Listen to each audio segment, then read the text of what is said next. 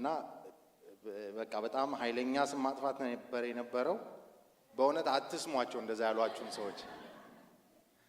እግዚአብሔር ይመስገን። ሃሌሉያ። ከእግዚአብሔር ቃል ዛሬ ሁል ጊዜ ይህንን ሰሞን የጀመርነው አገልጋይና ባህሪው በሚል የትምህርት ሲሪስ ጀምረናል። አገልጋይና ባህሪው ባለፈው ስለ ቤተ ክርስቲያን ታሪክ፣ ስለ ቤተ ክርስቲያን ስለ ውቅሯ አሰራሯ እንዴት ነው፣ በመጽሐፍ ቅዱስ ቤተ ክርስቲያንን እንዴት ነው መጽሐፍ ቅዱስ የሚያስተምረን በሚል ረጅም ነገር ስናይ ነበር። ከዛ ደግሞ በታሪክ ውስጥ ቤተ ክርስቲያን የነበራት ሁኔታስ እንዴት ነበር በሚል ለጥቂት ጊዜ የሁለት ሳምንት ተከታታይ ትምህርቶች ነበሩ። አሁን ባለፉት 4 እና 5 ሳምንታት ደግሞ የጀመርነው ሲሪስ ምን የሚል ነው? አገልጋይና ምኑ ባህሪው ካራክተር ላይ ነው መስራት የምንፈልገው እና እሱ ላይ ነው የሁላችንንም ካራክተር እንደ እግዚአብሔር ቃል መስራት እንድንችል በሚል ነው። እኔ ዛሬ የደረሰኝ ልብህን ጠብቅ በሚል ነው። ትዝ ይላችሁ እንደሆነ ስንጀምር የአንድን ሰው ሙሉ አካል ወሰድንና ከላይ ጀምረን በቃ እያየን ነው። መጽሐፍ ቅዱስ የሰውን አካል ተጠቅሞ ስለ አንድነት፣ ስለ ጸጋ ስጦታ ያስተምራል አይደለ? ልክ እንደዛው ዛሬ ይህንን ሰሞን የምናደርገው ያለ ነው። ምንድነው የሰውን አካል ተጠቅመን ምንድነው የምናስተምረው? ስለ ካራክተር ነው የምናስተምረው እና ስለ አንደበት ተምረናል፣ ስለ ስፍራን ስለመጠበቅ ተምረናል፣ ስለ ዓይን ተምረናል። ዛሬ ደግሞ ስለ ልብ ነው የምንማረው። ስለዚህ እየወረድን ነው፣ ደረት ላይ ደርሰናል። እግዚአብሔር ይመስገን። መሪ ጥቅስ አድርጌ የምጠቀመው ምሳሌ ምዕራፍ 4 ቁጥር 23 ላይ ያለውን ሐሳብ ነው። እሱን እናወጣና እናነባለን።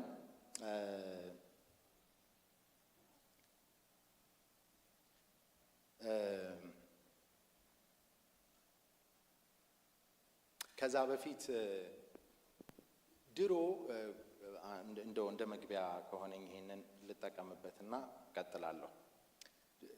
ድሮ ልጅ ያለሁኝ ጎረቤታችን ሁልጊዜ ጠዋት ስነሳ የምሰማው አንድ ዘፈን ነበር። ዘፈን ይሁን እንደው አገራዊ መዝሙር ይሁን አላውቅም። የኢኮኖሚ ዋልታ ቡና የሚለውን ታውቁታላችሁ? እና እሱን ዘፈን ከሰማሁት በጣም ረጅም ጊዜ ሆኖኛል። በጣም ረጅም ጊዜ ዴኬድስ ልበል። ግን አሁን ድረስ ቃል በቃል አውቀዋለሁ፣ ዜማውን በደንብ እችለዋለሁ። እንደውም አሁን ያሉ መዝሙሮችን ያን ያክል የምችል ሁሉ አይመስለኝም። የኢኮኖሚ ዋልታ ቡና፣ የእድገታችን ገንቢ ቡና ትዝ ይላችኋል? በልጅነት እድሜ ሁል ጊዜ ጠዋት ስነሳ የምሰማው ነው። ጎረቤታችን በጣም ከፍ አድርጎ ነው የሚያጫውተው። አይ ቲንክ ዜና ሊነገር ሲል የ7 ሰዓት ዜና አካባቢ ላይ ይመስለኛል።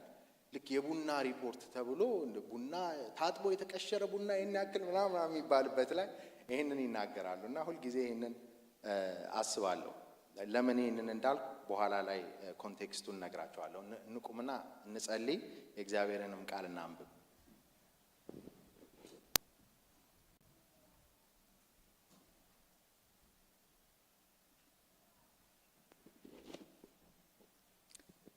ምሳሌ 4:23 በጌታ በኢየሱስ ክርስቶስ ስም አነበዋለሁ። እንደዚህ ይላል፣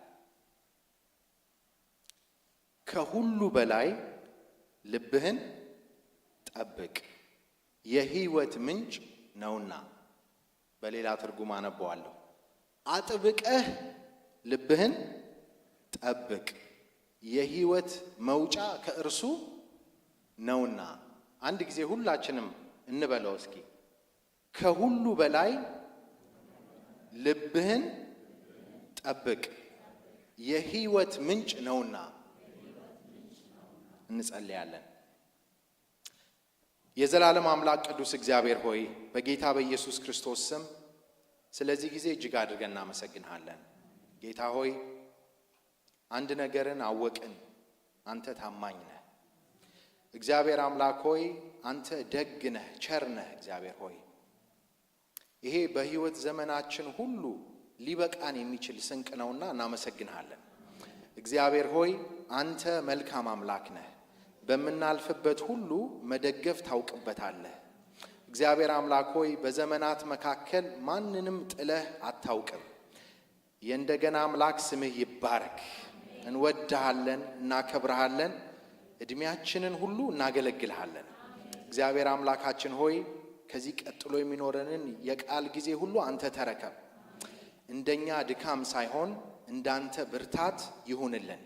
እግዚአብሔር አምላካችንና መድኃኒታችን ሆይ የምናገርበትን ጸጋ አንተ አብዛልኝ፣ ወገኖቼም የሚሰሙበትን ጸጋ አንተ አብዛላቸው። ለሁላችን ደግሞ የምንኖርበትን ጸጋ እጅግ አብዝተህ ጌታ ሆይ አብዛልን። እግዚአብሔር ሆይ ያላንተ አንችለው፣ ሞክረነዋል። እግዚአብሔር አምላካችንና መድኃኒታችን ሆይ ያላንተ ባዶ ከንቱ እንደሆነን ይህንን እናውቃለን። እባክህ አግዘን፣ እባክህ እርዳን። እግዚአብሔር አምላካችን ሆይ ስለ ሁሉ ነገር እናመሰግንሃለን። ቀሪ ጊዜያችንን ተረከብ። ይህንን የማይወድ የክፉ ሐሳብ ሁሉ በኢየሱስ ስም የታሰረ ይሁን። ጸጥ ይበል በኢየሱስ ስም። በናዝሬቱ በጌታ በኢየሱስ ክርስቶስ ስም ጸጥ ይበል። እግዚአብሔር ሆይ አንተ ብቻ ተናገር። ዲስትራክት የሚያደርጉን ትኩረታችንን የሚሰርቁ ነገሮች ሁሉ ጸጥ ይበሉ። ጌታ ሆይ እናመሰግንሃለን፣ እንወድሃለን። ስለምትናገረን ስለምታስተምረን ተመስገን። በኢየሱስ ክርስቶስ ስም አሜን። ተቀመጡ። እግዚአብሔር ይባርካችሁ።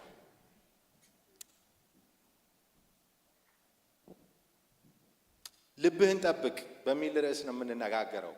መቼም ከሰውነት ክፍሎቻችን የልብን ያክል በጣም ጠቃሚ የሆነ የለም። ልብ በጣም አስፈላጊ ነገር ነው። ልብ በጣም ጠቃሚ ነገር ነው። ይሄንን መናገር እንደው በቃ የምታውቁትን ነገር መደጋገም ነው የሚሆነው። ስለዚህ በሱ አላሰለቻችሁም። እንደገናም ደግሞ ሌሎች ወንድሞቼ በሌሎች አካሎች ላይ ሲያስተምሩ ስለነበር ይሄኛው በጣም የተሻለ ነው የሚል እንድምታ እንዳይኖረው እሱን አላደርግም። ግን የተሻለ ነው። እግዚአብሔር አምላካችን የተመሰገነ ይሁን። በመጀመሪያ ምን በውስጤ እንዳለ ልንገራችሁ። ዛሬን ሳስብ ልብን ስናስብ አምስት ነገሮችን በአምስት ክፍል ነው ይሄንን ሐሳብ የምናገረው። የመጀመሪያዎቹ ሶስቱ በጣም ቤዚክ ናቸው፣ አጫጭር ናቸው። የመጨረሻዎቹ ሁለቱ ላይ ትንሽ ጊዜ እወስዳለሁ። የመጀመሪያው ልብን ማህበረሰባችን እንዴት ይገልጸዋል፣ እንዴት ይረዳዋል፣ ልብ ማለት ምን ማለት ነው የሚለውን እንነጋገራለን። ከዛ ደግሞ ልባችን ወይም ደግሞ ልብ በመጽሐፍ ቅዱስ እንዴት ይገለጻል የሚለውን እናያለን።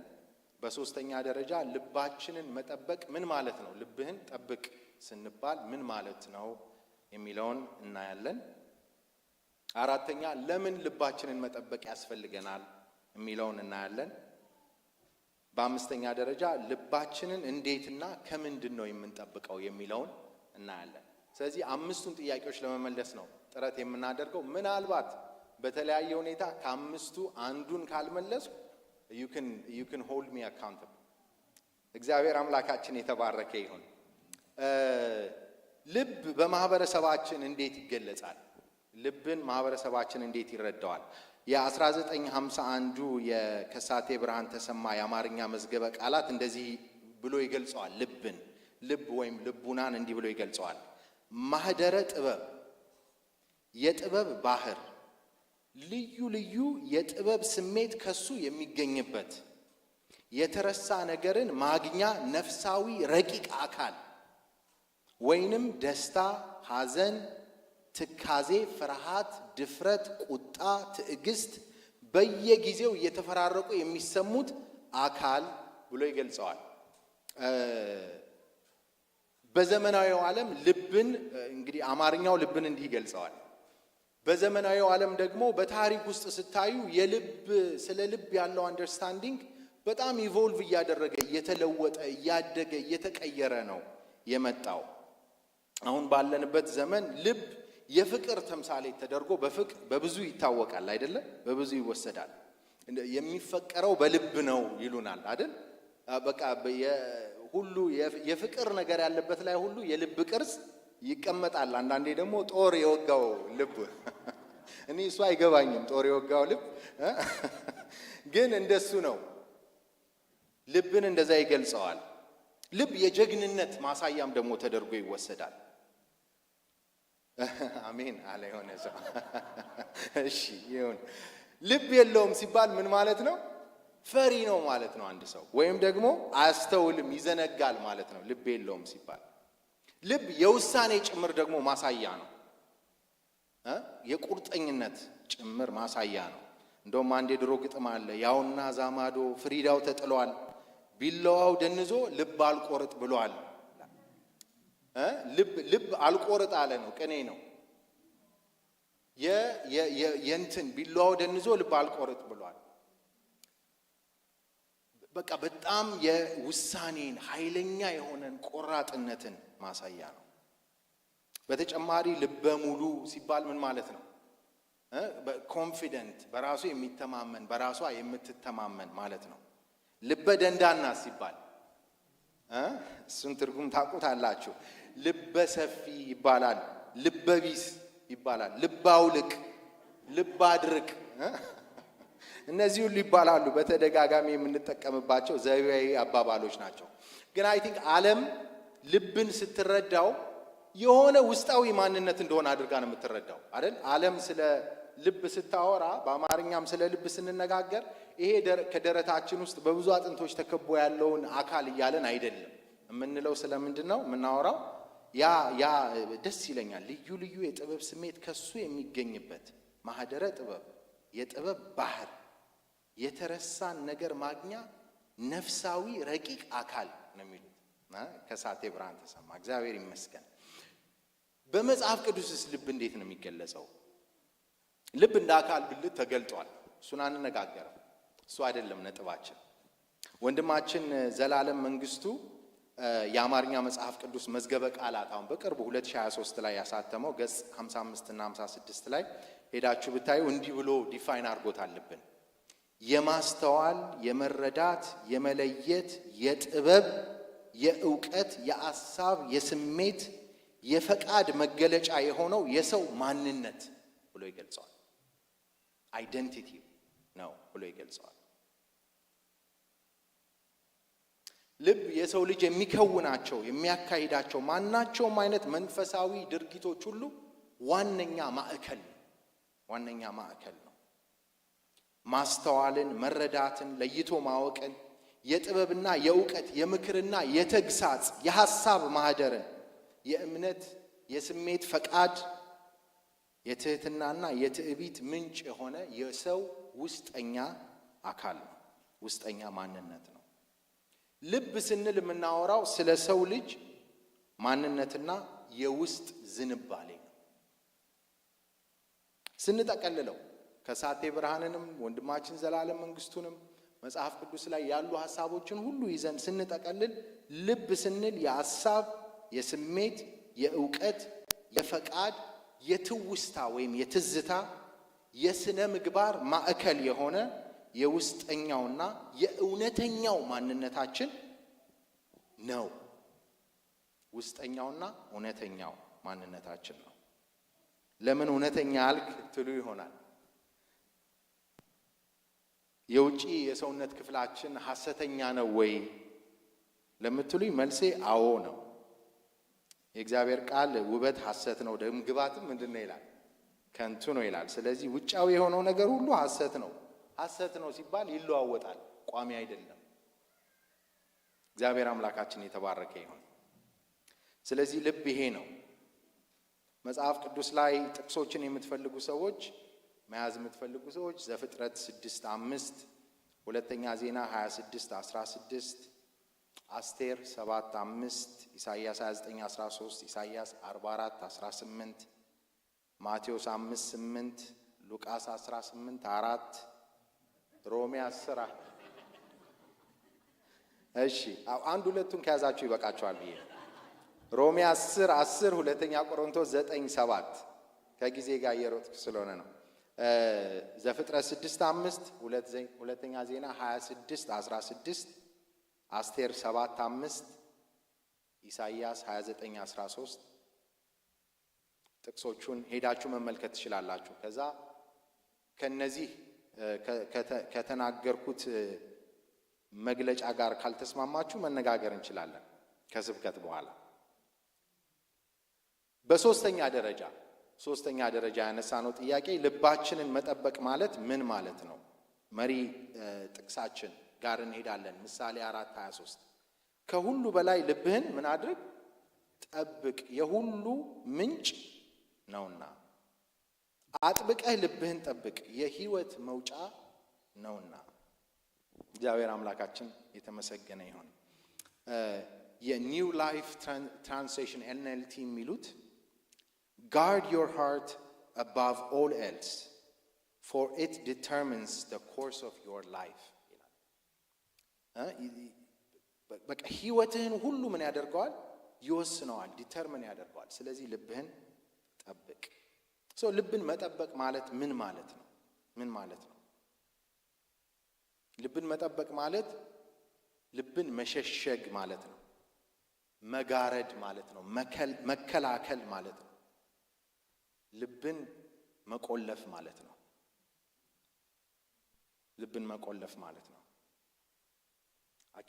አንድ ጥቅስ አውጭልኝ ከዚህ ጋርና ሮሜ 10:10 ነው።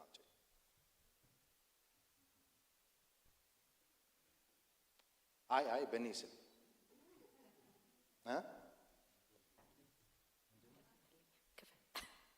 ዘግተኸዋል።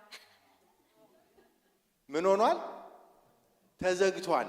ለምንድን ነው መክፈት ያልቻለችው? ተቆልፏል። ኢትስ ፓስወርድ ፕሮቴክትድ። ስለዚህ እኔን ስልክ መክፈት አልቻለችም። ልብን መቆለፍ ማለት እሱ ነው። መዝጋት ማለት እሱ ነው። መሸሸግ፣ መከላከል ማለት እሱ ነው። ማንም እንደፈለገ እንዳይከፍተው፣ ማንም የፈለገውን እንዳይጭንበት፣ ማንም እንደፈለገ አክሰስ እንዳያደርገው፣ ማኒፑሌት እንዳያደርገው መጠበቅ ማለት ነው። ልብን መጠበቅ ማለት ልብን ማጽዳት ማለት ነው። ልብን መንከባከብ ማለት ነው። ጤንነቱን መጠበቅ ማለት ነው። ሰላሙን መጠበቅ ማለት ነው። እረፍትን ለልብ መስጠት ማለት ነው። የሚያስፈልገውንም ደግሞ ማቅረብ ማለት ነው። እግዚአብሔር አምላካችን የተባረከ ይሁን።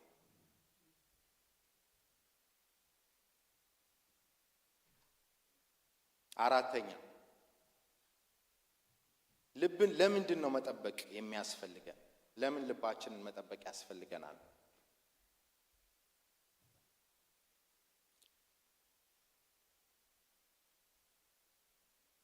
ልባችንን ለምን መጠበቅ ያስፈልገናል? ሉቃስ 6:45 ላይ እንደዚህ ይላል፣ መልካም ሰው በልቡ ከሞላው ነገር መልካሙን ያወጣል፣ ክፉ ሰውም በልቡ ከሞላው ነገር ክፉን ያወጣል። ሰው በልቡ ሞልቶ የተረፈውን በአፉ ይናገራል። ልብ የክፋትም የመልካምም ነገር ሁሉ መጀመሪያ ስለሆነ በድርጊቶቻችን፣ በአንደበታችን፣ በተለያዩ መንገዶች የምንገልጸው ነገር ሁሉ በልባችን ያለውን ስለሆነ የእግዚአብሔርም ቃል ይህንን ስለሚል የሁሉ ነገር ምንጭ ስለሆነ ልብ ሊጠበቅ ይገባል።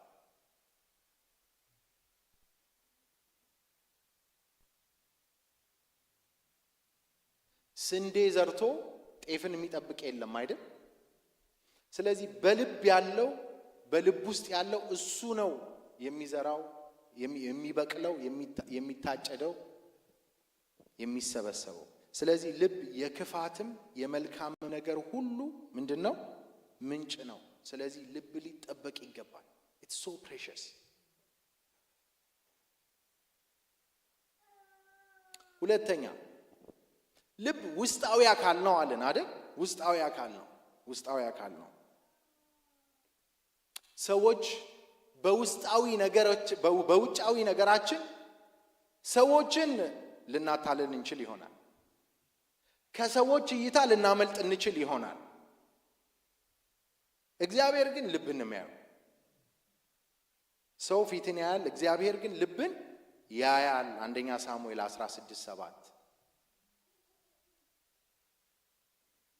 ነቢያት የእግዚአብሔር ሰዎች በእውነት እግዚአብሔር የሚቀባው በፊቱ አለ ቢሉን ውጫዊ ነገራችንን አይተው አፕሪሺየት ቢያደርጉን ስለኛ ተናግረው ባይጠግቡ እግዚአብሔር ግን ውስጥን ያያል። እግዚአብሔር ግን ልብን ያያል። እግዚአብሔር እንደ ሰው አይደለም። ለዛ ነው በዚህ ስፍራ ላይ ነቢዩ ሳሙኤል እግዚአብሔር የሚቀባው በፊቱ አለና ኤልያብን ሊቀባ ተነሳ። እግዚአብሔር ግን ምን አለው? ኤልያብን ምን አረኩት? ናኩት። አይገርማችሁ? አንተ ውጪን ነው የምታየው። ሰው ምን ያያል? ፊትን ያያል። እግዚአብሔር ግን ልብን ያያል። ወገኖቼ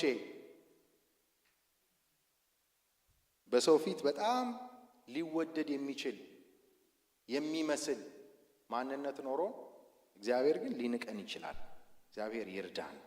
እግዚአብሔር ልብን ያያል። እግዚአብሔር ውስጥን ያያል። እግዚአብሔር ዲሉ ውስጥ ካለው ከእውነተኛው ማንነታችን ጋር ነው። ስለ አለባበሳችን አይደለም ግድ የሚለው። እኔ ድሮ የሆነ ጊዜ ላይ እንደዛ ነበር፣ ነግራቸዋለሁ ከዚህ በፊት። ድሮ ይሄ ጸጉር ምናምን እንደዚህ አድርገው ሲመጡ ሰዎች በጣም ባዘር ያደርገኝ ነበር እና ረጅም ሰዓት ነበረ በቃ ከሰዎችን ቁጭ አድርጌ የማናገረው፣ አንተ ጸጉርን መቆረጥ አለብህ። አሁን ግን ሳስበው ወገኖቼ ለካ አንዳንዴ ውስጣችን ተንጨባሮ ጸጉራችን ቢቆረጥ ምን ዋጋ ነው? ኢትስ ኦል አባውት በቃ ውስጣዊ ማንነት። ጌታ እሱ ላይ ነው ትኩረቱ። ጌታ በቃ ፍላጎቱ እሱ ላይ ነው። እይታው እሱ ላይ ነው። ጌታ ሰው ምንን ያያል? ልብን ያያል፣ ፊትን ያያል። እግዚአብሔር ግን ልብን ያያል፣ ውስጥን ያያል። እግዚአብሔር አምላካችን የተባረከ ይሁን። መድረኩ ላይ በተረባረበ አይደለም፣ በቁመት አይደለም፣ በመልክ አይደለም፣ በንግግር ችሎታ አይደለም። ጉዳዩ በልብ ነው። አገልግሎት በልብ ነው። በጌታ ቤት ውስጥ መውጣትና መግባት በልብ ነው።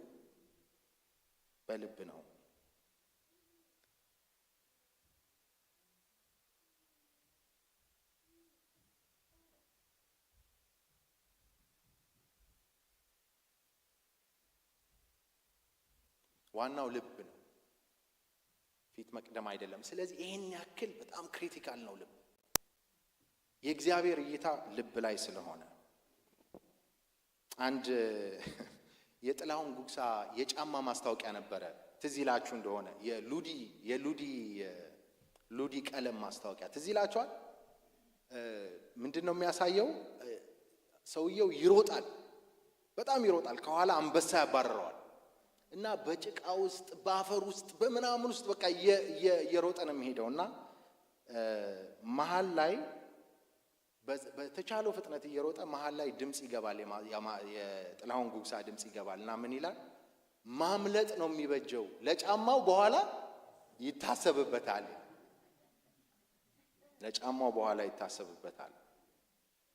ከዛ መጨረሻ ላይ ቁጭ ብሎ በሰው ካመለጠ በኋላ ጫማውን ሲያስጠርግ ሰውየው ይታያል። ማስታወቂያው እሱ ነው። ግን በጣም ይገርመኛል። ሁልጊዜ ማምለጥ ነው የሚሻለው። ዋናው ምንድን ነው? ነፍስን ማስመለጥ ነው። ዋናው መትረፍ ነው። የልብ ጉዳይ ይሄን ያክል ክሪቲካል ነው። እግዚአብሔር የሚያየው እሱን ከሆነ በጣም ክሪቲካል ነው ማለት ነው። በጣም አስፈላጊ ነው ማለት ነው ወገኖች። ሌሎች ነገሮቻችን ላይ ጊዜያችንን ብዙ አናጥፋ። በቃ አንበሳው እየሮጠ ቆይ ጫማዬን ልሰር የለም አይደል?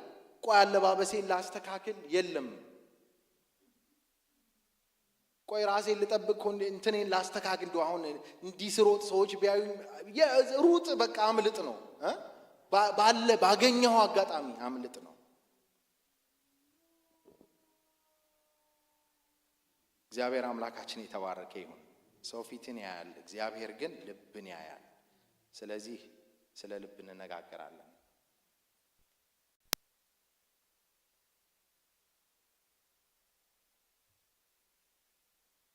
ሶስተኛ፣ ልብ ተደጋጋሚ ጥቃት ከተለያየ አቅጣጫ የሚሰነዘርበት ስለሆነ ልብን መጠበቅ ያስፈልጋል።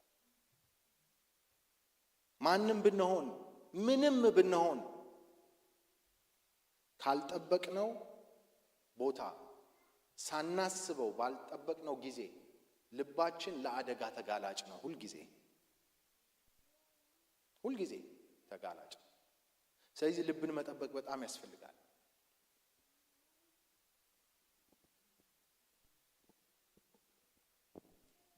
እንደ ልቤ የተባለው ዳዊት እንኳን በፊቴ የሚሄደው እንደ ልቤ የተባለው ንጉሥ ዳዊት እንኳን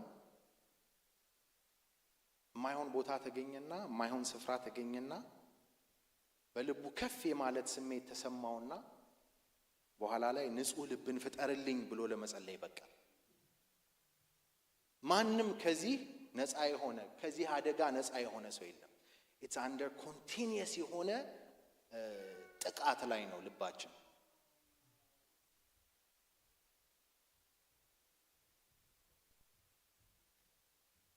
እግዚአብሔርም የሚያየው የሚፈልገው ልባችንን ነው። ጠላትም የሚያየው የሚፈልገው ልባችንን ነው።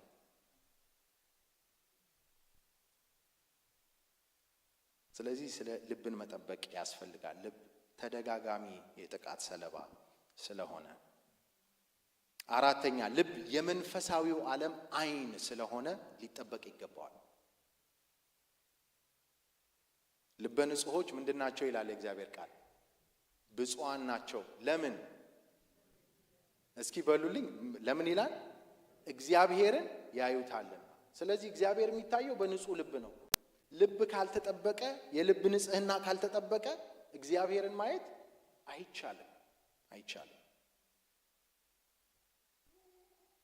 ስለዚህ ልብ የመንፈሳዊው ዓለም ዓይን ስለሆነ ያለ ልባችን እግዚአብሔርን ማየት ስለማንችል፣ እግዚአብሔርን ካላየን ደግሞ እግዚአብሔርን የሚያይና የማያሳይ አገልግሎት ክርስቲያናዊ ሕይወት ደግሞ ምንም ርባና የሌለው ስለሆነ ስለ ልብ አጥብቀን መማር አለብን። ልባችንን መጠበቅ አለብን።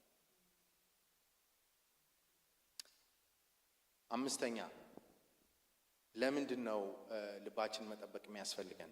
እጅግ ጥንቃቄ የሚፈልግ ነገር ስለሆነ ልብ በጣም ዴሊኬት የሆነ ነገር ስለሆነ ልብ አንዴ የቆሰለና የተጎዳን ልብ ማከም ቀላል አይደለም፣ በጣም ከባድ። ስለዚህ ታሞ ከመማቀቅ አስቀድሞ መጠንቀቅ እንደሚባለው አስቀድመን ልባችንን መጠበቅ፣ ልባችንን ጋርድ ማድረግ ያስፈልገናል። እንዲሁ ስታዩት ብርቱ ይመስላል ልብ። ሲወራ ስለ ልብ ብርቱ ነው ይመስላል። 24 ሰዓት ሙሉ ሳይደክመው ነው የሚሰራው። ሌሎች የሰውነት አካሎቻችን እረፍት ሲያደርጉ፣ አይናችን ሲጨፈን፣ እግራችን እንደው ጋደም ሲል፣ ሁሉ ነገራችን ሲያርፍ፣ ልብ ግን አያርፍም። 24 hours ይሰራል። እና ይሄ በጣም ብርቱ ነው አይደለም የሚመስለው? አይደለም፣ በፍጹም አይደለም።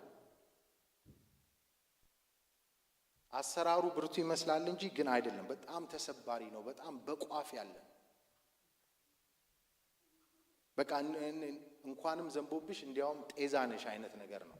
ቅድም ያልነው ቢላዋው ደንዞ ልብ አልቆርጥ ብሏል እኮ የሚለው ሰሙ እኮ ምንድን ነው? ልብ በጣም ዴሊኬት ስለሆነ በምንም ቢላዋ በእንጨት እንኳን ሊቆረጥ ይችላል።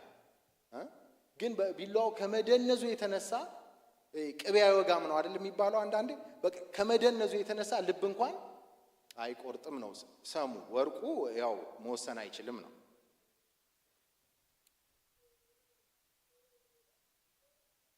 አንዴ ከተጎዳ ልብን መጠገን በጣም ረጅም ጊዜ ይፈጃል። ስለዚህ እጅግ የበረታ ጥንቃቄ ያስፈልገዋል። አጥብቀህ ልብህን ጠብቅ። ኦቪድ የተባለ ሮማዊ ገጣሚ በአንድ ወቅት ምን አለ? ኤስኩላፒየስ የሚባል የፈውስ አምላክ የሚሉት አምላክ አላቸው እነሱ። እና ስለዛ አምላክ ከልብ ጋር አገናኝቶ የተናገረው ምን አለ? Although Asclepius himself applies the herbs, by no means can he cure a wound of the heart. የቆሰለን ልብ ራሱ አምላክ ተብየው ኤስክላፒየስ እንኳን ቅጠላ ቅጠሉን፣ ስራ ስሩን፣ ቅመማ ቅመሙን አድርጎ ቢያክመው ወይ ሊያክመው ቢሞክር እንኳን ፈጽሞ ሊፈውሰው አይችልም። የልብን ቁስል ሊፈውስ አይችልም። ያው የነገሩን ከባድነት ለማሳየት ብዬ ነው እንጂ የኛ አምላክ ልብን መፈወስ አይደለም። እንደውም ንጹህ ልብን አዲስ ልብን እንኳን ፍጠርልኛል አይደል ዳዊት? አዲስ ልብ እንኳን ይሰጣል። ክብር ለእግዚአብሔር ይሁን። ሃሌሉያ። እነሱ ግን በቃ በጣም የልብ ስብራት ስለገባቸው አምላክ ብለው የሚያስቡት እሱ እንኳን ምን አያደርገው፣ እሱ እንኳን አያክመው። እሱ ወርዶ እንኳን አይደለም እሱ ጥበብ ያስተማራቸው ሰዎች እሱ እንኳን ወርዶ ይሄ አርቦቹን አፕላይ ቢያደርግ ቁስሉ ላይ እሱ እንኳን አያክመውም ይላሉ። እጅግ ጥንቃቄ የሚፈልግ በጣም ዴሊኬት የሆነ ነገር ነው ልብ። ለዛ ነው መጠበቅ የሚያስፈልገው። ወደ የትኛውም አቅጣጫ ለመሄድ በጣም ተጋላጭ ነው በጣም ትሪክ ለመደረግም በጣም ተጋላጭ ነው። ስለዚህ ልባችን ሊጠበቅ ይገባል። ስድስተኛ የመጨረሻው ነጥብ ከዚህ ጋር በተያያዘ ልባችንን ለምን እንጠብቃለን? ልባችንን የተቆጣጠረ ሁለመናችንን በቀላሉ ስለሚቆጣጠር። በዚህ ዘመን ቋንቋ በጣም ጂኦፖለቲካሊ በጣም ስትራቴጂክ ነው ልብ። የስዌዝ ካናልን ወይ የፓናማ ካናልን የመቆጣጠር ያክል ነው ልብን መቆጣጠር። ልባችሁን የያዘ ሁለመናችሁን ይይዛል። እንደዚህ አይነት ቦታዎች እንደዚህ አይነት እንትኖች ደግሞ አስፈላጊው መስዋዕትነት ሁሉ ተደርጎ ምን ሊደረጉ ይገባል? ሊጠበቁ ይገባል። ፕሮቴክት ሊደረጉ ይገባል። እንደው ብዙ ወታደር አላችሁ፣ በቃ አብዛኛውን እዛ ላይ ያቆሙት ልባችሁ ጋር። ክብር ለእግዚአብሔር ለአምላካችን ይሁን።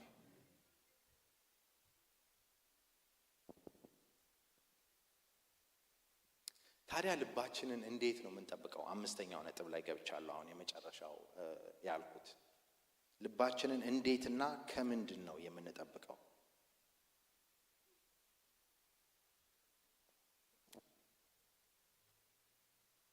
ልባችንን ከምንና እንዴት እንጠብቃለን? ክብር ለእግዚአብሔር ለአምላካችን ይሁን። 7 ነጥቦች እንነጋገራለን በዚህ ላይ ልባችንን እንዴት እንደምንጠብቅ። የመጀመሪያው ከሁሉ በፊት እግዚአብሔርን በማወቅና በእርሱ በመታመን እግዚአብሔር በጌታ ኢየሱስ ክርስቶስ ባደረገልን ሰላም ውስጥ በማረፍና በመረጋጋት ልባችንን እንጠብቅ ይላል። ይሄ ነው ቴሲሱ። የመጀመሪያው ነጥብ ይሄ ነው። ከሁሉ በፊት እግዚአብሔር በሰጠን ሰላም፣ እግዚአብሔርን በማወቅ የእርሱን አምላክነት በመረዳት በጌታ በኢየሱስ ክርስቶስ ደግሞ በሰጠን ሰላም ውስጥ በማረፍና በመደላደል እፎይ በማለት ልባችንን እንጠብቅ። ክብር ለእግዚአብሔር ይሁን። ፊልጵስዩስ 4:7 ላይ እንደዚህ ይላል፣ አእምሮን ሁሉ የሚያልፍ የእግዚአብሔር ሰላም ልባችሁንና ሐሳባችሁን በክርስቶስ ኢየሱስ ምን ያደርጋል ይላል? ይጠብቅ። በሉት እስኪ ሃሌሉያ። አእምሮን ሁሉ የሚያልፍ የእግዚአብሔር ሰላም ልባችሁንና ሐሳባችሁን በክርስቶስ ኢየሱስ ምን ያደርጋል? ይጠብቃል። ክብር ለእግዚአብሔር ይሁን። ስለዚህ የመጀመሪያው ልብን መጠበቂያ መንገድ ይሄንን እውነት ፐርሰናላይዝ ማለት፣ ይሄንን እውነት ማወቅ፣ ይሄንን እውነት መረዳት ነው። በዚህ እውነት መደላደል ነው፣ ማረፍ ነው። በዚህ እውነት ደስ መሰኘት ነው።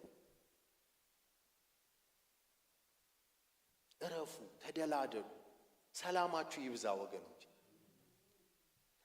ዝም ብለን እኮ ስናየው በህይወታችን አሉ የምንላቸው የሚረብሹን የሚያስጨንቁን ነገሮች ሁሉ ተደምረው እዚህ ውስጥ ያለው ሁሉ እዚህ ውስጥ ብዙ ሰው አለ አይደለም?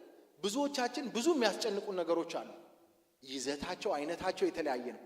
ያ ሁሉ ተደምሮ ለኔ ለአንዱ የሆነልኝ ሰላም ጋር አይወዳደርም በሚዛን ቢቀመጥ። ሃሌሉያ! የዘላለም ሰላም፣ የዘላለም እረፍት፣ የዘላለም ልጅነት። ሃሌሉያ! በእግዚአብሔር የተወደደ መሆን፣ የእግዚአብሔር ልጅ መሆን፣ የመንግስቱ ወራሽ መሆን፣ መዳን። ሃሌሉያ! ከኃጢአት አረንቋ መውጣት፣ ማምለጥ። ሃሌሉያ! ክብር ለእግዚአብሔር ለአምላካችን ይሁን። ለትልቁ ችግራችሁ፣ ለትልቁ ጭንቀታችሁ ታላቁን እግዚአብሔር ንገሩት። እግዚአብሔርን እወቅ በሉት። በቃ ልባችሁን በዚህ ያሳርፉት። ምንድነው እንቆቅልሽ የሆነብን ነገር? ምንድነው ልባችንን የሚያስጨንቀን ነገር? ምንድነው ልባችንን ሰላም የነሳን ነገር? ንገሩት። እግዚአብሔር አለ። ሃሌሉያ። በዙፋኑ ላይ ነው። ሃሌሉያ። ደግሞ የኔ አምላክ ነው። መኖሩ ብቻ አይደለም እኮ አለ። ሰማይና ምድርን የፈጠረ ታላቅ አምላክ አለ። ሃሌሉያ። ሰማይን በስንዝር የለካ አለ። መኖሩ ግን ብቻ አይደለም፣ የኔ አምላክ ነው። ስማችሁን ጠርታችሁ የኔ can you believe it? ምን ይላል እኮ አሕዛብ በገንቦ እንዳለች ምንድናቸው ይላል? ጠብታ። አሕዛብ ነው የሚለው። አሕዛብ ማለት ነው ህዝቦች ሁሉ ማለት ነው። እነሱ ሁሉ ተደምረው በገንቦ ያለች ምንድናቸው? ጠብታ ናቸው ይላል። እኔ ምንድነኛ? አስቡት እስኪ እዛ ውስጥ የ7 ቢሊዮን ህዝብ ጠብታ ከሆነ አንድ ሰው ምን ሊሆን ነው? ግን የኔ አምላክ ነው። እኔን በስም ያውቀኛል። ሃሌሉያ። የኔ መውጣት መግባት ያሳስበዋል። የኔ ጤንነት ያሳስበዋል። የኔ ደህንነት ያሳስበዋል። ሃሌሉያ። ማይክሮ ማኔጅ ያደርጋል ላይፌን። ነፃነት ሰጥቶኛል ኦፍ ኮርስ፣ ግን በቃ በህይወቴ ሁሉ እርሱ አለ። ሃሌሉያ። ከዚህ በላይ ልብን የሚያሳርፍ እውነት አለ? ከዚህ በላይ ልብን የሚያሳርፍ ሰላም አለ? ታዲያ አይምሮን የሚያልፍ ሲል አይገባችሁ? ይሄ አይምሮን አያልፍም ወይ? በህይወቴ ውስጥ ያለው የሆነ ኮንዲሽን፣ የሆነ በህይወቴ ውስጥ የማልፍበት ነገር ሊኖር ይችላል እኮ። ልቤን ሊይዝ የሚችል አይምሮዬን ሊይዝ የሚችል ነገር አያልፍም ወይ? ይሄ ሰላም ወገኖቼ፣ ይሄ የዘላለም ሰላም አያልፍም ወይ? ይሄ የዘላለም እውነት አያልፍም ወይ? ሃሌሉያ። አእምሮን የሚያልፍ የእግዚአብሔር ሰላም። ክብር ለእግዚአብሔር ለአምላካችን ይሁን።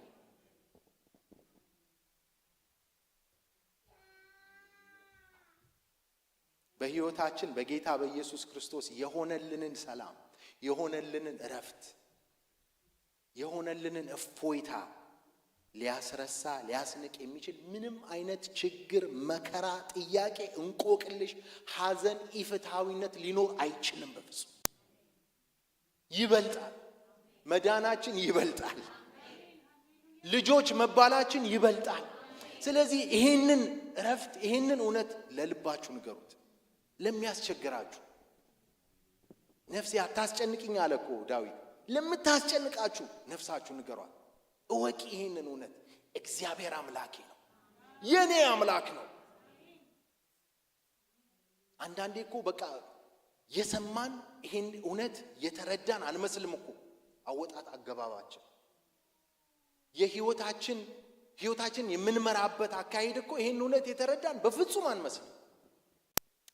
ለዛ ነው እኮ ያዕቆብ ሆይ እስራኤል ሆይ መንገዴ ከእግዚአብሔር ተሰውራለች፣ ፍርዴም ከአምላኬ አልፋለች ለምን ትላለህ? ለምንስ እንዲህ ትናገራለህ? አልሰማህም? አላየህም? አላወቅም? አልሰማህም? እግዚአብሔር የዘላለም አምላክ፣ የምድር ዳርቻ ፈጣሪ፣ አይደክምም፣ አይታክትም፣ ማስተዋሉም ከቶ አይመረመርም። ክብር ለእግዚአብሔር ይሁን። እንዲህ ነው የኛ አምላክ፣ እንዲህ ነው የኛ ጌታ።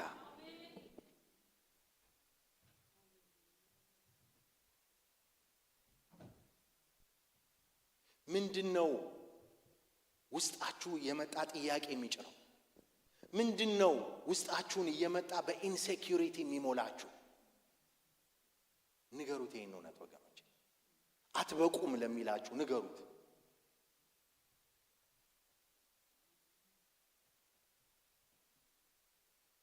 አታምሩም ለሚላችሁ ንገሩት። ንገሩት ይሄንን እውነት። ግሩምና ድንቆኜ ተፈጥሬያለሁ አለ ዳዊት። እግዚአብሔር ይባርከው። እንዲህ በጣም ታምራላችሁ። ይሄ ከየት የመጣ ኢንሴኪዩሪቲ? ይሄ የጠላት ውሸት ነው። አትበቁም የሚለው የጠላት ውሸት ነው። ይሄ ነው መጨረሻ የሚለው የጠላት ውሸት ነው። መጨረሻ ከእግዚአብሔር ጋር በመንግስተ ሰማይ ነው። ሃሌሉያ። መጨረሻ ከእግዚአብሔር ጋር ክብር ለእግዚአብሔር ይሁን። ሃሌሉያ።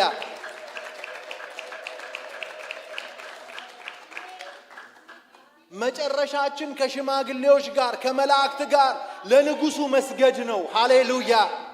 አይደለም ይሄ መጨረሻዬ። ይሄ እዚህ ምድር ላይ ያለውበት በፍጹም መጨረሻዬ አይደለም። ሰማይ ነው መጨረሻዬ። ክብር ለእግዚአብሔር ለአምላካችን ይሁን። ከየት ነው የመጣው ይሄ ውሸት? ከየት ነው የመጣው ይሄ ኢንሴኪዩሪቲ?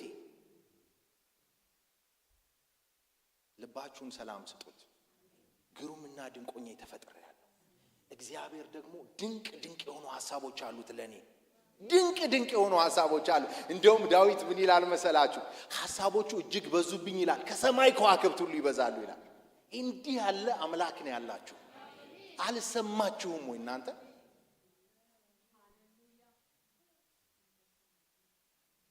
አልተረዳችሁም? እግዚአብሔር የምድር ዳርቻ ፈጣሪ፣ ሃሌሉያ። ኢየሱስ ክርስቶስ ጌታ ነው። ይህንን ማስወጣት አለብን። ይሄ ኮሽ ባለ ቁጥር የምንደነግጠውን ነገር ማቆም አለብን።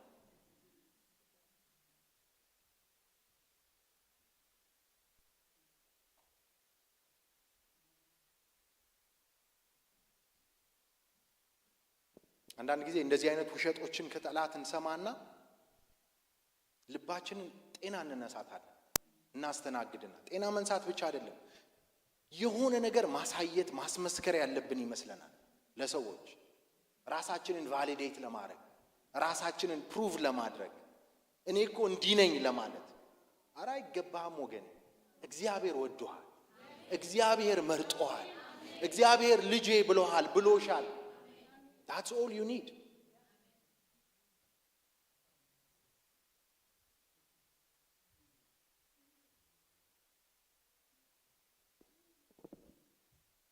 ይህን የሚያስተናግድ ሰው በቃ እግዚአብሔርን ማየት ወደ ላይ ማንጋጠጥ ያቆምና ከጎን ያለውን ሰው ነው ማየት የሚፈልገው። ይሄ ኮምፒቲሽን ውስጥ ፉክክር ውስጥ ይገባል።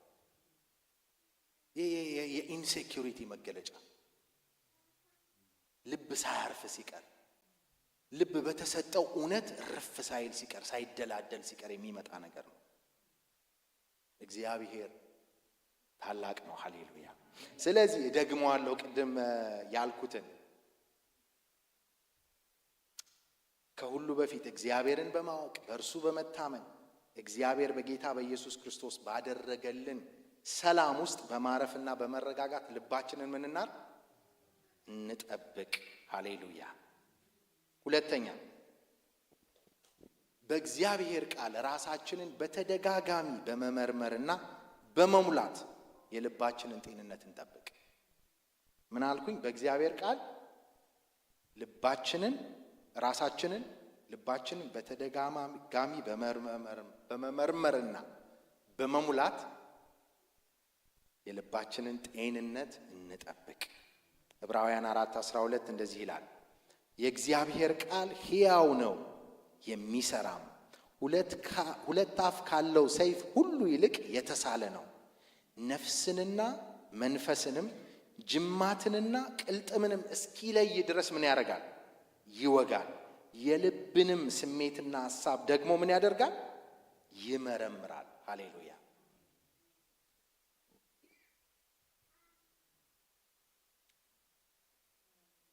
ሰው እንዴት የልቡን ጤንነት ይጠብቃል? በእግዚአብሔር ቃል ፊት ቨልነረብል በመሆን ተጋላጭ በመሆን ራሱን በመስጠት ለመመርመር። እዚህ ሀገር ከመጣን አብዛኞቻችን በየዓመቱ የሆነ ሳም ፎርም ኦፍ ቼክአፕ አለ። ምክር ምን ሰማ ከሆነ ማድረግ ብዙ ሰው ሊኖር ይችላል። ግን ሁሉ ሰው ለአካላዊው ማንነቱ ለስጋዊ ማንነቱ ዓመታዊ ቼክአፕ ያደርጋል። ሁል ጊዜ ይሄዳል፣ ይመረመራል። ከዛ ይሄን ስጥ ይሏቸውና ከዛ የሆነ ሪፖርት ይመጣል። እንዲህ አለ፣ እዚህ ጋር ጥሩ ነው በርታበት፣ እዚህ ጋር ደግሞ ጥሩ አይደለም፣ ስለዚህ አሻሽል ምናምን አይነት ነገሮች ይደረጋሉ። ስለዚህ ሰው ለዚህ ስጋዊ ለሆነው አካል ይሄን ያክል ከተጠነቀቀ ቅድም ላልነው ውስጣዊ ለሆነው እግዚአብሔር ለሚያየው በጣም ለመንፈሳዊ ህይወታችን በጣም ክሩሻል ለሆነው አካላችን ደግሞ ምንኛ የበለጠ መጠንቀቅ ይኖርበታል። ስለዚህ ምርመራ ማድረግ አለበት። በቃሉ ፊት ሁል ጊዜ የማይመረመሩ በሰዎች የማይታዩ ማንነቶቻችንን መመርመር አለብን። ቃሉ እንዲሞግተን፣ እንዲያስተካክለን፣ እንዲጠርበን፣ እንዲሞርደን መፍቀድ መቻል አለ።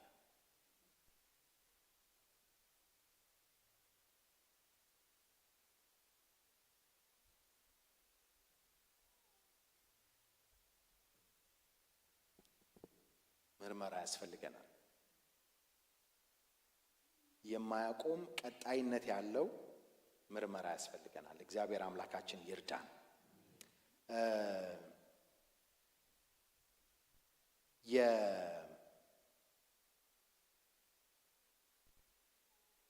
የፊልጵስዩስ ምዕራፍ 4 ቁጥር 8 ላይ ቅድም ያነበብነው ክፍል ምን ይላል መሰላችሁ?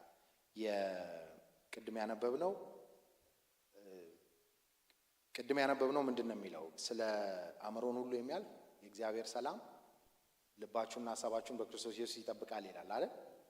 ወረድ ይልና ቁጥር 8 ላይ ምን ይላል? እውነተኛ የሆነውን ነገር ሁሉ፣ ጭምትነት ያለበትን ነገር ሁሉ፣ ጻድቅ የሆነውን ነገር ሁሉ፣ ንጹሕ የሆነውን ነገር ሁሉ፣ ፍቅር ያለበትን ነገር ሁሉ፣ መልካም ወሬ ያለበትን ነገር ሁሉ፣ በጎነት ቢሆን ምስጋናም ቢሆን እነዚህን አስቡ። የምርመራው አካል በእግዚአብሔር ቃል ራሳችንን ምን እንደምናስብ ደጋግመን እያሰብን እያሰላሰልን ምንድነው በውስጥ ያለው?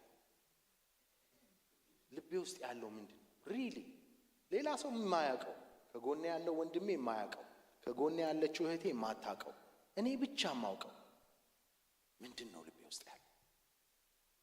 እንደ እግዚአብሔርስ ቃል ስምም ነው ወይ? ኢትስ ኦኬ በእግዚአብሔር ፊት በዚህ መልኩ ተጋላጭ መሆን። ምክንያቱም እሱ አውጥቶ የሚያጋልጠን አምላክ አይደለምና። ክብር ለእግዚአብሔር ለአምላካችን ይሁን። ስለዚህ ኮንቲኒየስ የሆነ ቼክአፕ ያስፈልገናል። ሌላው ሶስተኛ ነጥብ ወደ ልባችን ስለምናስገባው በመጠንቀቅ በንግግራችን፣ በምንሰማው፣ በምናየው፣ በምንጽፈው ሁሉ የልባችንን ጤንነት እንጠብቅ ይላል። ይሄኛው ሐሳብ ደግሞ ቅድም እስካሁን ስናይ የነበረው ስለ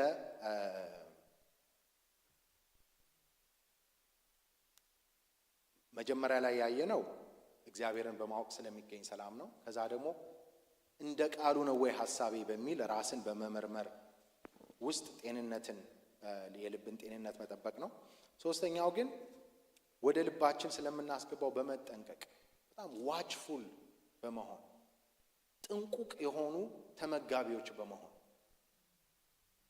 የልባችንን ጤንነት እንጠብቅ።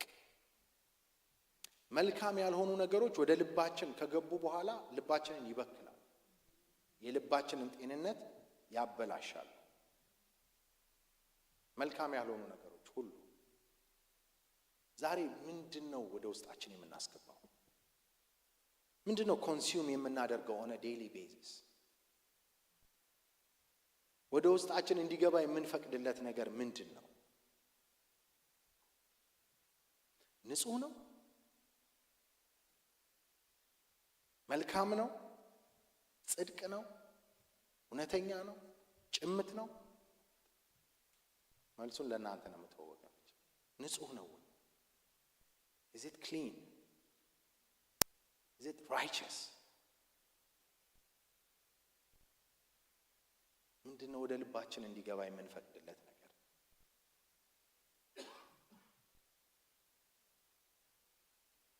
በማህበራዊ ሚዲያ የምናስገባው ነገር የምናስወጣው ነገር ምን ያህል ንጹህ ነው? ምን ያህል ጭምት ነው? ምን ያህል እውነተኛ ነው? ምን ያህል የጽድቅ ነው? ወገኖች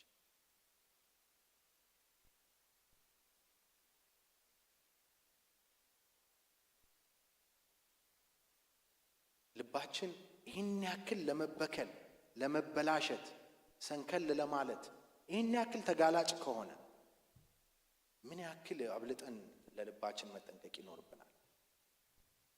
ቅድም አልኳችሁ እኮ የኢኮኖሚ ዋልታ ቡናን የሰማሁት ከስንት ዓመታት በፊት ነው። አሁን ድረስ ግጥሞ አይረሳኝ። በቃ ገብቷል፣ የሆነ ቦታ ላይ ስፍራ ይዟል። በልባችን በተለያየ መንገድ ወደ ውስጣችን የምናስገባው ነገር ማንነታችንን ይቀርጻል፣ ትውስታችንን ይቀርጻል። ቅድም እሱ ነው አይደል ያልነው? ልብን ስንገልጽ ማስተዋላችንን ይቀርጻል፣ ውስጣዊ ማንነታችንን ይቀርጻል። ስለዚህ በጣም በጣም ጥንቁቅ የሆኑ ተመጋቢዎች መሆን አለብን። ጉዳዩ ስለ ሰዎች አይደለም። ጉዳዩ ለሞተልን ጌታ የመኖር ጉዳይ ነው። ጉዳዩ ያንን ልባችንን ለጌታ በሚመጥን መልኩ ፕሪዘርቭ አድርጎ የመቆየት ጉዳይ ነው። እርግጥ ነው ማንም ላያይ ይችላል፣ ማንም ላያውቅ ይችላል። ጌታ ግን ያውቃል። ምንድነው ወደ ልባችን እንዲገባ የምንፈቅድለት ወገኖች? የዩቲዩብ፣ ቲክቶክ፣ ፌስቡክ፣ ቴሌግራም፣ ዋትሳፕ፣ ቫይበር፣ ቴክስት ሜሴጅ፣ ሜሴንጀር፣ አቤት በጣም ብዙ ዴሊቨሪ እኮ ነው ያለው። ይጠቀሙብናል ወይስ እንጠቀምባቸዋለን?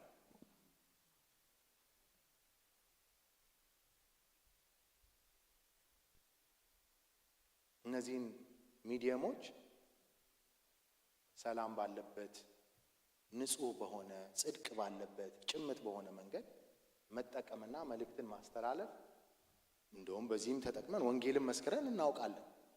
ግን ሐሳብንም መግለጽ እሱ ላይ ችግር የለብኝም። ግን is it really for that purpose የምንጠቀመው? I think ሁላችን ራሳችንን መመዘን አለብን። ልባችን ከዚህ ሊጠበቅ ይገባል። ልባችን የሚመገበውን ነው የሚሆን።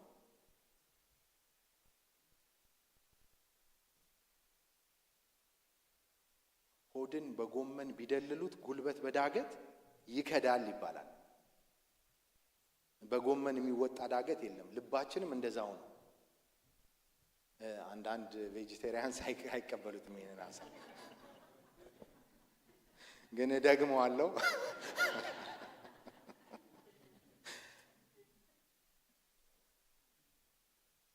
እንጹም፣ አንዳንዴ እንጹም። እውነተኛ ጾም እኮ እንደውም በጣም ከምንወደው ነገር ነው አይደል? ከምንወደው ነገር መቆጠብ ነው።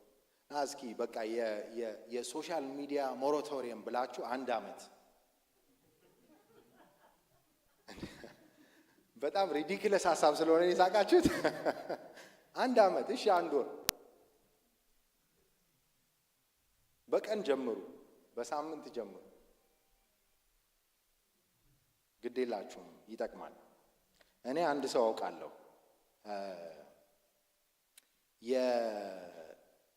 በጣም ሶሻል ሚዲያ ተጠቃሚ የነበረ እና 1 ዓመት ላይ ለ1 ዓመት ያክል ከሶሻል ሚዲያ ራሱን አገለለና በጣም የሚገርመኝ ያንን ዓመት 18 መጽሐፎች አነበበ። 18 ቡክስ። ይቻላል እላችሁ ነው። የምንመገበው ምንድን ነው? የምናስገባው ምንድን ነው? ወደ ውስጣችን የሚገባው ነገር ምንድን ነው? እግዚአብሔር ይርዳን። ንባብ ላይ እናተኩር። የእግዚአብሔርን ቃል እናንብብ። ሌሎች መጽሐፍት፣ የሚጠቅሙ መጽሐፍትን እናንብብ። ፌሎሺፕ እናርግ ከሰዎች ጋር። አሁን የፌሎሺፕም ሰዓት እኮ የለም። ሁሉም ሰው ተሰብስቦ ሁሉም ሰው ስልኩ ላይ ነው። I don't get the idea። እዚህ ጋር ያሉ ወገኖች ተሰብስበዋል። አብረን ተሰብስበን ህብረት እያደረግን ቨርቹዋሊ ህብረት ያደርጋል እዚህ ጋር ሰው አይደል ነው አይደል? ኮንሴፕቱ እሱ ነው። አንድ መሆን ነው አይደል? ብቻውን ያለ ሰው የሆነ ቤዝመንት ውስጥ ሆኖ እሱም ቢያደርግ እኔ ምንም ችግር የለውም። ግን አንድ ላይ ሆነን በቃ ባህሪ ሆኗል፣ ሀቢት ሆኗል እና እሱ ሊሰበር ይገባዋል።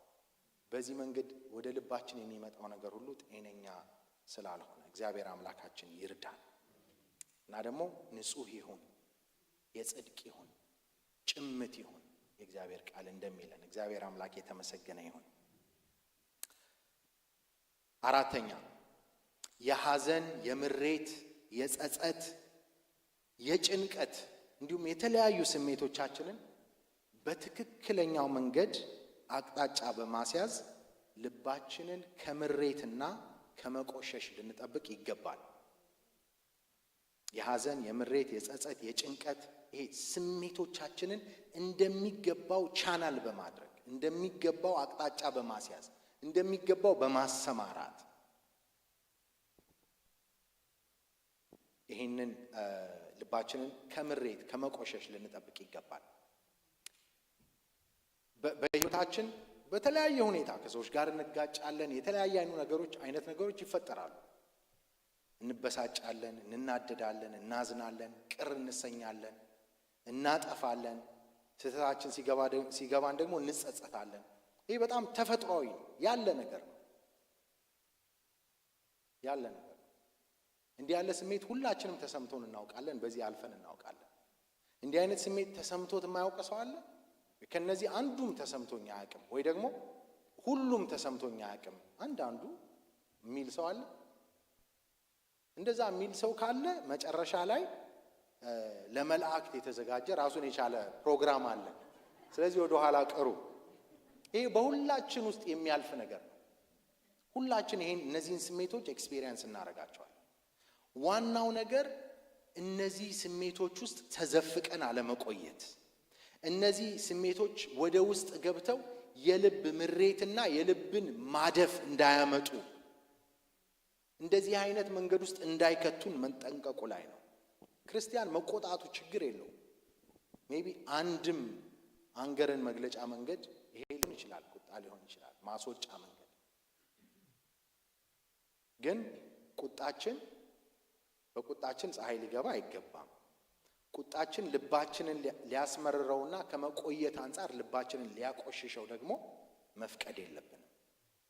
ስለዚህ አይታችሁ ከሆነ ብዙ ጊዜ ሰዎች እንዲህ አይነት ነገር ሲያጋጥማቸው ምላሻቸው ለየቅል ነው። አንዳንዱ ሰው በውስጡ ይዞ የሚብሰለሰላል የሚል ሰው አለ፣ ጥርሱን ነክሶ።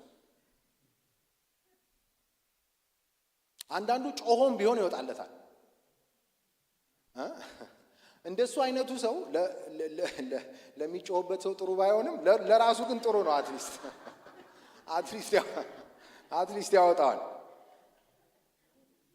አንዳንዱ ይቆጣና ሌሎችን አስኮፍሶ እሱ ፎይ ይላል። አንዳንዱ ለበቀል ይነሳሳል። እርካታ፣ እረፍት የሚያገኘው ይሄ ስሜት እንዲሰማው ያደረጉትን ሰዎች ልክ ሲያስገባ ብቻ ነው፣ ቅጣት ሲሰጥ ብቻ ነው።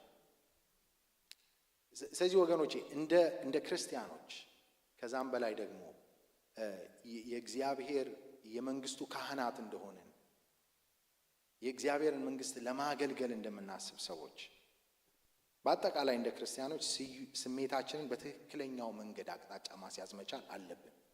ይሄ ደግሞ እንግዳ ሐሳብ አይደለም። ሐዋርያት አድርገውታል። አንዳንድ ሐሳቦችን ለማሳየት ሞክር። ሐዋርያው ጴጥሮስ ምን አደረገ? ጌታ ኢየሱስ ክርስቶስ ማቴዎስ 26:75 ላይ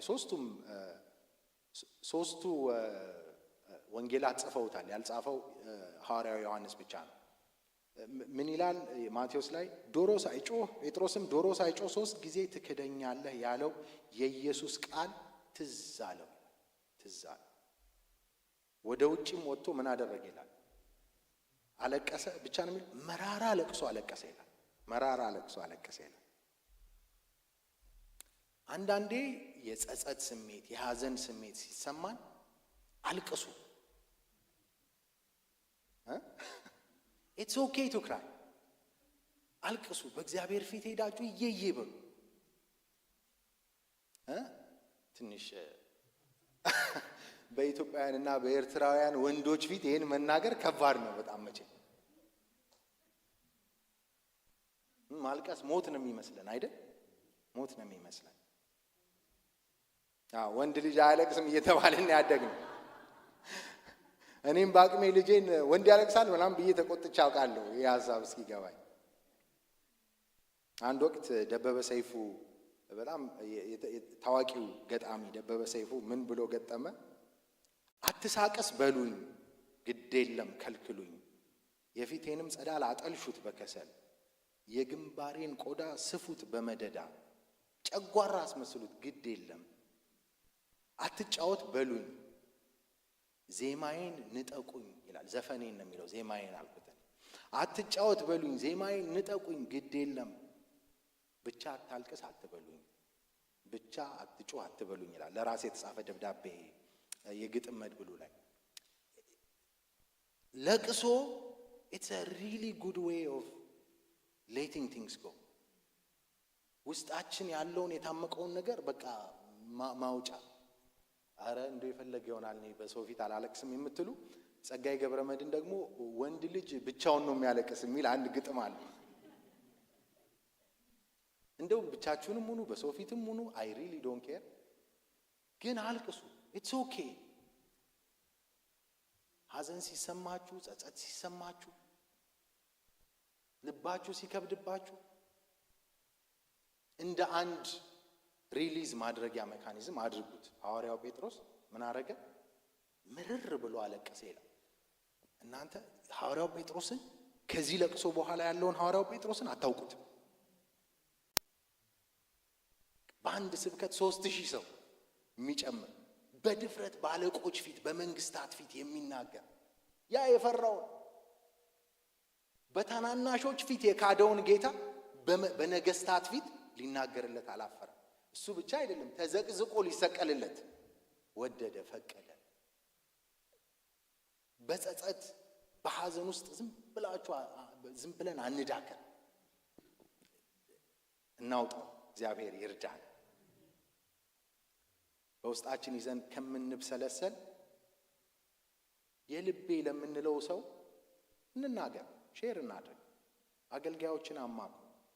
አስፈላጊ ከሆነ ከባለሙያዎች ጋር ተነጋገሩ። አሁንም ደግሜ ላለው ቤተ ክርስቲያን በሚቀጥለው ሳምንት ካስተካከለችው ማስተካከለችው it's okay to see therapist, it's okay።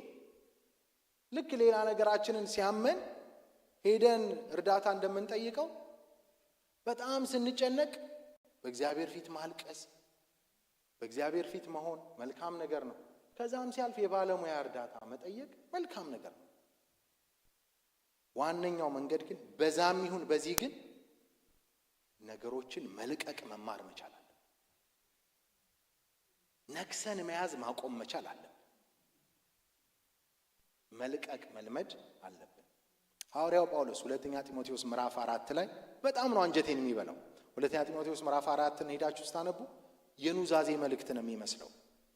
ከቁጥር 9 ጀምሮ ብቸኝነቱን ታያላችሁ። በጣም ኃይለኛ የሆነ ሐዘን ታዩበታላችሁ። የመከዳት ስሜት ታዩበታላችሁ። ከውስጥም ከውጭም የሆነ በጣም አስጨናቂ የሆነ ግፊት እና ተቃውሞ እንዳለበት ታያላችሁ። በቶሎ ፈጥነ ልትመጣ ትጋ ይለዋል ጢሞቴዎስን። ሌላ ሁሉ ተወኝ ይለዋል። ዴማስ ይህንን ዓለም ወዶ ተወኝ። ቲቶም ወደ ድልማጥያ ሄደ።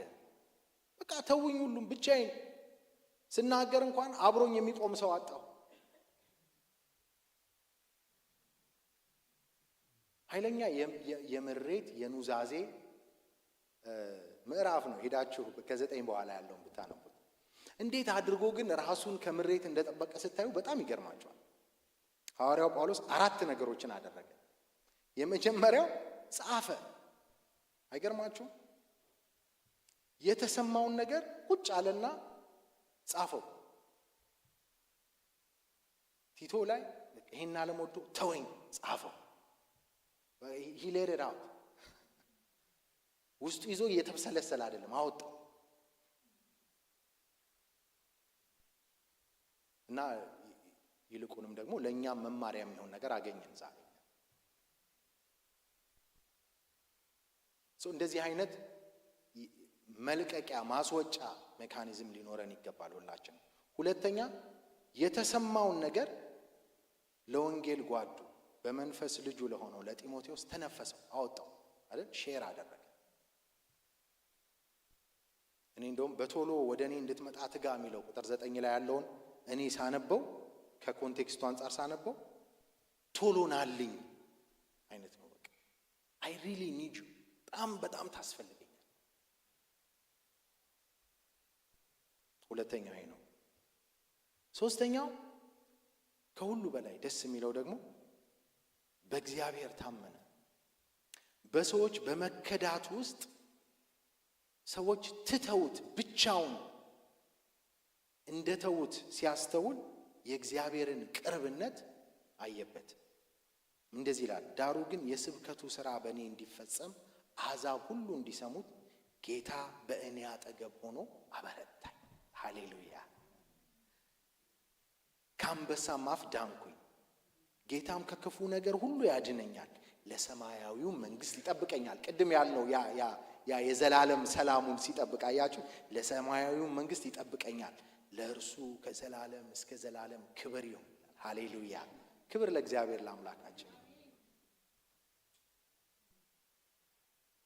አንድ በጣም ደስ የሚለኝ እና የመጨረሻ እዚህ ነጥብ ላይ የምተውላችሁ ነገር ስትመጣ በጢሮአዳ ከአቅርባ ዘንድ የተውኩትን በርኖሱንና መጽሐፍቱን ይልቁንም በብራና የተጻፉትን አምጣልኝ ይለዋል።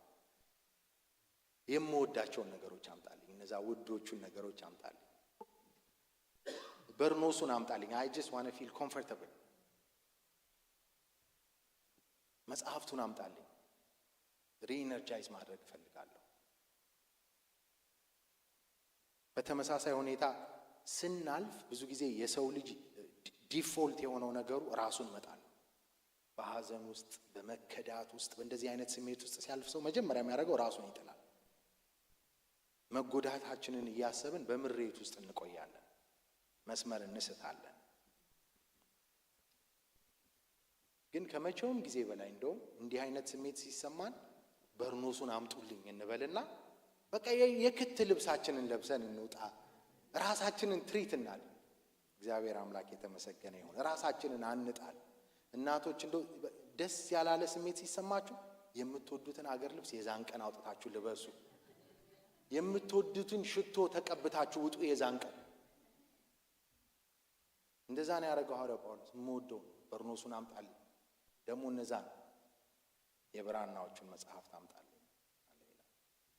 እግዚአብሔር አምላካችን የተመሰገነ ይሁን። አጠቃላይ ነጥቡ ሐዋርያው ጳውሎስም የራሱ መንገድ አለው፣ ጴጥሮስም የራሱ መንገድ ነበረው። እንደምናየው ሁላችን የምንለማመድባቸው የተለያዩ መንገዶች ይኖሩናል። ግን እነዚህን የጭንቀት፣ የሐዘን፣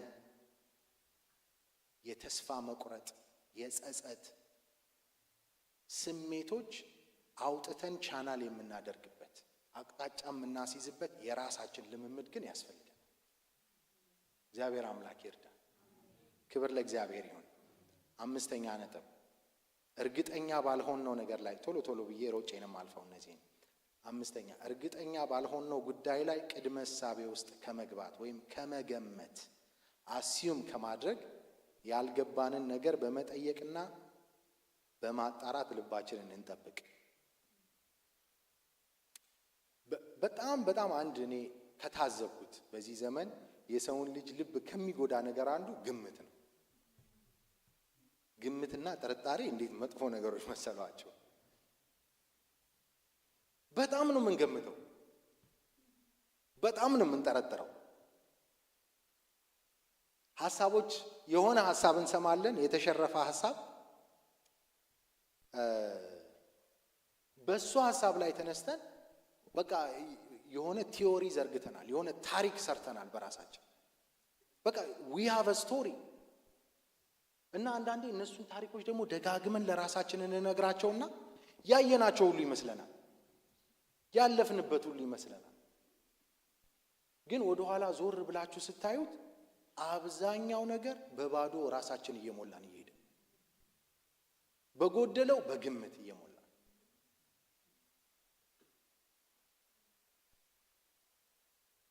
ይሄ ደግሞ በጣም በቤተ ክርስቲያን ውስጥ ትልቅ አለመግባባት፣ የመንፈስ አንድነትን ማጣት፣ ልብን ወደ ማቆሸሽ የሚመጣ ነበር። ስለዚህ እባካችን ከግምት እንጠብቅ፣ ራሳችንን ከአሳምፕሽንስ ራሳችንን እንጠብቅ። ያልገባን ነገር አለ እንጠይቅ። ጌታችን ኢየሱስ ክርስቶስ ዮሐንስ ምዕራፍ 4 ላይ ያችን ሰማርያዊት ሴት ትዝ ይላችኋል። ከእሷ ጋር እየተነጋገረ ሐዋርያቱ ምን ሊያደርጉ ሄደው ነበር ይላል።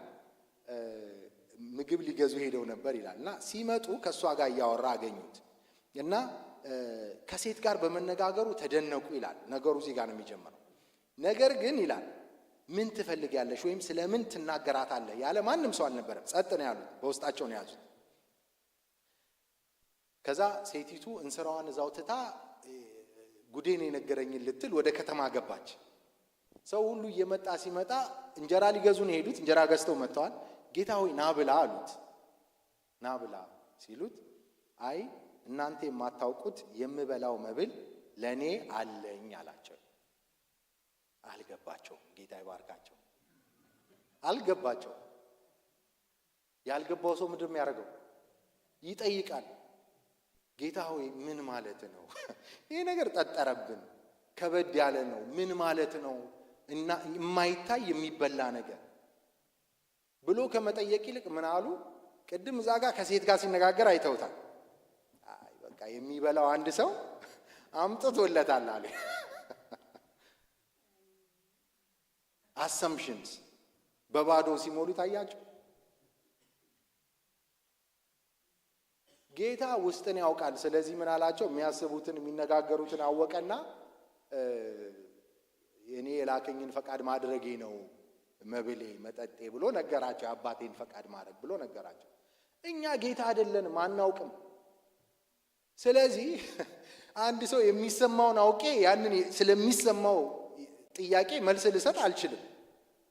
ካልገባህ ጠይቀኝ ብራዘር። ወንድምህ የተናገረው ካልገባህ፣ ያረገው ካልገባህ ጠይቀው። ሂዝ ራይት ኔክስት ቱ ዩ። አሁን ዝም ቢላቸው እኮ ስቶሪ ይጀመራል። እንዲህ ነው የሚጀመረው። ኮንስፓይረሲ ቲዮሪስ ባይ ዘ ዌይ። አሃ የሆነ ሰው አምጥቶለታል ምግብ፣ እንስራዋን እኮ እዚህ ትታ ነው ሄደችው ይመጣል አይደለ? በዚህ ትልቅ ስቶሪ ይሰራል። እባካችሁ ሁላችን ከአሰምሽንስ ከግምት ራሳችንን እንጠብቅ። እግዚአብሔር ይርዳን። ዶንት አስዩም፣ አስክ። አትገምቱ፣ ጠይቁ።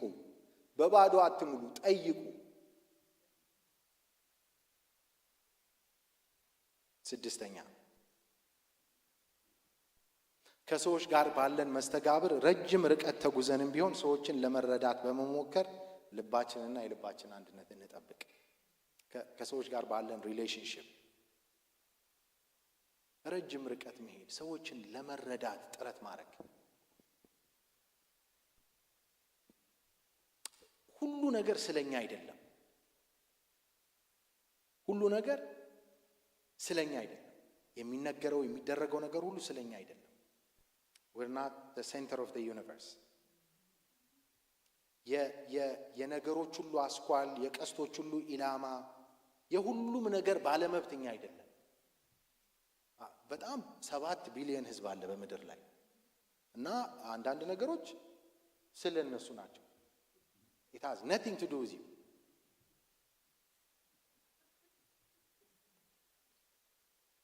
አንዳንዴ ሰዎች በህይወታችን እንደውም በጣም ላጥበበውና አንዳንዴ ሰዎች በጣም መጥፎ የሚባል ነገር በህይወታችን ላይ ሲያደርጉ ራሱ ስለኛ አይደለም። it's really not about us። በአደባባይ ሰዎች ቢሰድቧችሁ ቢዘልፏችሁ እንኳን it's really not about you።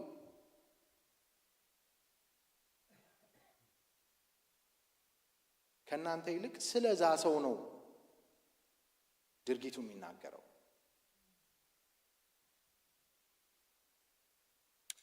የኛ ሚና ምንድነው ሊሆን የሚገባው? እንደ ክርስቲያን ሰዎች በጣም ማናስበውን ነገር እንኳን ሲያደርጉብን፣ በህይወታችን ላይ እንዲህ አይነት ነገሮች ሲያጋጥሙን በጣም በቃ ርቀት መንገድ ኤክስትራ ማይል ሄደን ሰዎችን ለመረዳት መሞከር። ይህን ደግሞ ጌታ ኢየሱስ ክርስቶስ አድርጎታል። በጣም ይገርመኛል። ጌታ በመስቀል ላይ ተሰቅሏል፣ ተቸንክሯል፣ ተተፍቶበታል፣ ተገርፏል፣ ስቀለው ስቀለው ተብሏል። በጣም ብዙ ነገር ሆኗል። ግን ይቅር በላቸዋል። ይቅር በላቸው ነው ያለው? ይቅር በላቸው ብቻ ነው ያለው አይደል? ይቅር በላቸው አንድ ነገር ነው። ፎርጊቭ ማድረግ ቅድም ያየ ነው። ቱ ሌት ጎ መተው አንድ ነገር ነው። ኤክስትራ ማይል ሄደና ያረጉበትን ሪዝን ለመረዳት ሞከረ። አይገርማችሁ? ይህንን የሚያረጉት እነዚህ ሰዎች ለምንድን ነው አለ? ስለማያውቁ ነው፣ የሚሰሩትን ስለማያውቁ። ክርስቶሳዊው መንገድ ይሄ ነው።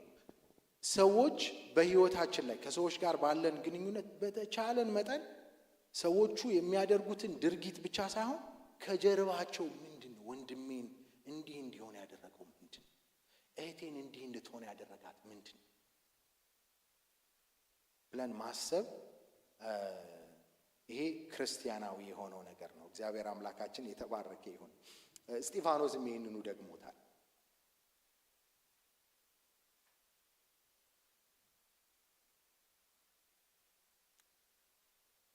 ነገሮችን ፐርሰናል አናድርግ። በቃ የነገሮች ኢላማ ለመሆን በቃ እንትን አንበል። አንዳንድ ሰው አስተውላችሁ እንደሆነ አላውቅም፣ እንዲህ ብላችሁ ወደዚህ የሰነዘራችሁ እሱ እኮ ያለው እዚህ ጋር ነው፣ ሮጦ ይገባባችኋል። ኢላማ መሆን የሚወድ ሰው አለ። በቃ እኔን ነው እኔም ሰነዝረው ወደዚህ፣ አንተ ያለው እዚህ፣ ምን አገናኘን? do you see what I mean? ነገሮችን ፐርሰናል ለማድረግ በጣም በቃ ኃይለኛ ሩጫ ነው ያለው። እኔ የሆነ ሽልማት ያለው ነው የሚመስለው አንዳንዴ። ይልቁንኛ ኤክስትራ ማይል እየሄድን ሰዎችን ልንረዳ ነው የሚገባው። ወደዚህ አይደለም ወደዚህም እንኳን ቢሰነዘር እኛው ጋር ቢመጣም እንኳን ጌታ የሚያስተምረን ይሄንን ነው። የመጨረሻ ሐሳብ ስለ ራስ ካለ የተጋነነ አመለካከት ከሚመጣ የትዕቢት አደጋ ልብህን ጠብቅ ይላል። የመጨረሻው ነጥብ ይሄ ነው። ስለ ራስ ካለ የተጋነነ አመለካከት ከሚመጣ የትዕቢት አደጋ ልብህን ጠብቅ። ትዕቢት አንድ ልብን የሚያቆሽሽ የክርስቲያኖችን መንፈሳዊ አካሄድ ሁሉ የሚያቆሽሽ የሚያበላሽ ነገር ነው። ከሰው የተሻለን እንደሆንን ሲሰማን፣ የኛ መንገድ ከሁሉ ሰው የተሻለ እንደሆነ ሲሰማን፣ በህይወት እያለን ለራሳችን ሐውልት ማቆም ስንፈልግ፣ ከራሳችን ጋር ፍቅር ሲይዘን፣ ራሳችንን እንደው በመስታወት አይተን አልጠግብ ስንል፣ በሁሉ ነገር ውስጥ የጎላ እኔነትን መፈለግ ስንጀምር ልብ በትዕቢት አብጧል ማለት ነው።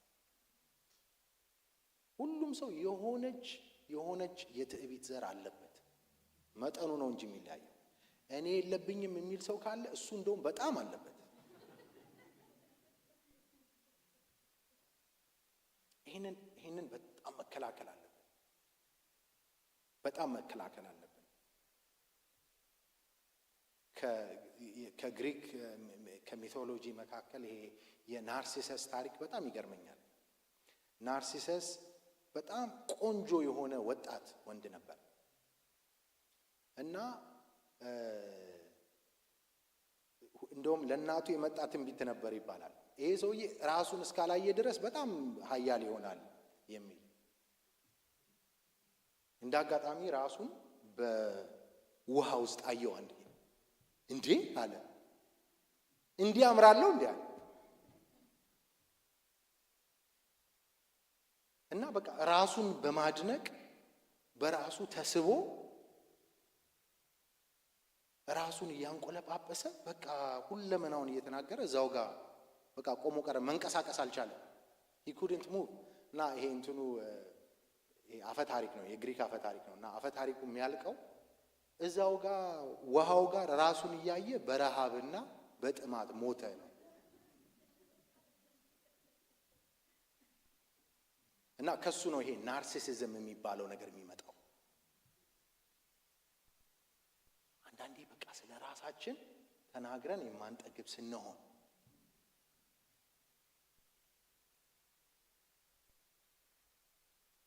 ራሳችንን አድንቀን መጨረስ ሲያቅተን፣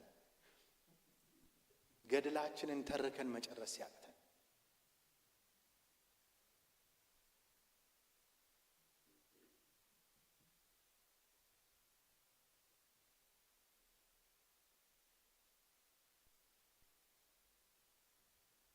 እግዚአብሔር አምላክ ይርዳን። ከእንዲህ አይነት የተጋነነ ይሄ ኢንፍሌትድ ከሆነ ሰልፍ ቪው እግዚአብሔር አምላክ ይጠብቀን። ይሄ ትዕቢት ልብን ያቆሽሻል። ከዚህ ልባችንን መጠበቅ አለብን። we have to be humble before the word of God። ከማንም አንበልጥም ብናንስ እንጂ።